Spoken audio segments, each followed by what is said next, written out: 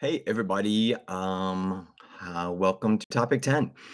I just wanted to touch base about your language and discussion posts. Yeah, and then get you started on this next topic, which is about society, politics, keeping order, and then lastly, like get you ready for the next test, which is coming up really soon, just in a few more days. So hopefully you understand now after topic nine's discussion that like the way people speak to you is every bit as culturally laden as what they say to you, right? So language itself is only kind of the tip of the iceberg in terms of communication, which conveys much more complex sort of ideas, right? And thinking. And then ideas themselves often use or manipulate or they embody cultural symbols in order to convey more than just language. So, like Adrian in the discussion post, I like the way you say it. Adrian's like, look, there's judgment there, right? Judgment about things like age or judgment about education. Katrina, too, follows up on this bit, like talking about, like, Katrina, you connect how um, you connect language to how women and minoritized groups have gained access to power and politics, right? Which is great. A lot of you guys chose the "Are we losing our regional distinctiveness?" question. It sounds like many believe that this is happening, although maybe albeit slowly, or maybe more slowly than these filmmakers in the 1980s thought. And you offer really good explanations there, right?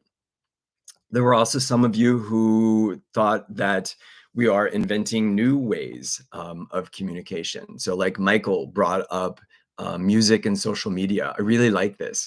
I'm not convinced that something like TikTok, for example, causes people to lose regional distinctiveness. I think I agree with Casey.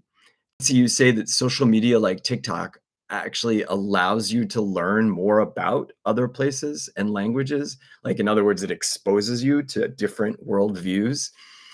And I realized that this was true, at least for me, when this was like 3 years ago. My then 13-year-old started singing 19th century sea shanties, if you guys remember that trend, like from the South Pacific, which was really kind of odd.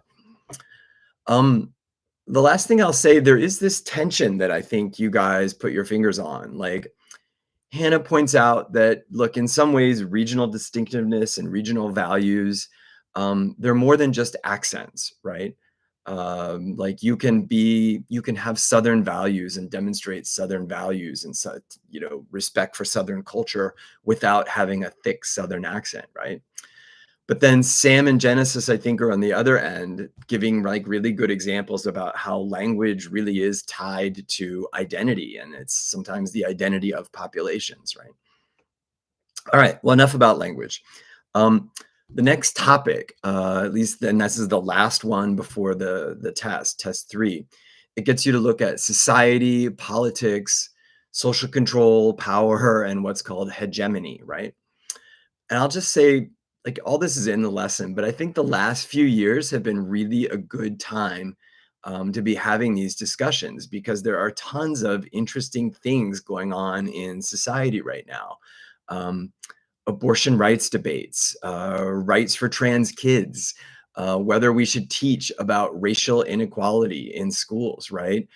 At UNT, whether universities should be encouraging diversity and inclusion in what they do.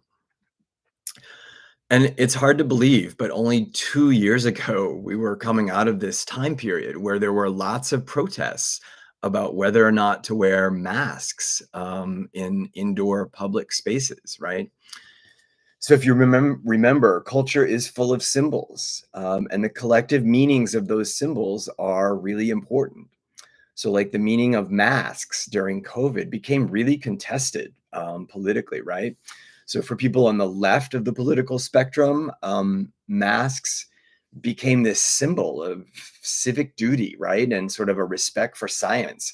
And there were things like shaming of people who wouldn't wear masks because those people said it impinged on their freedoms as Americans.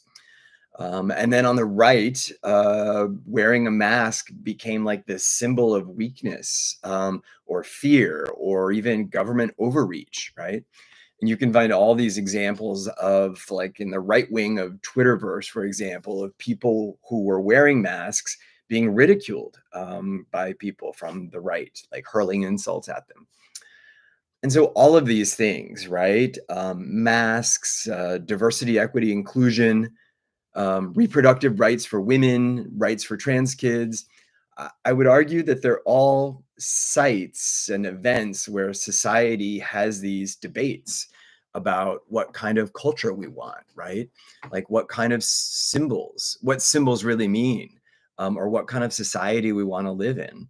And so there are some formal conversations, but then there are also lots and lots of informal conversations, right? Like what anthropologists call discourse in society. That's it for this topic, or at least as an introduction. Good luck on your test, which is coming up, I think, June 12th. As always, let me or your IAs, Bryce or Savannah, know if we can help with anything. All right. All right. Thanks, you guys. Have a, or enjoy this topic.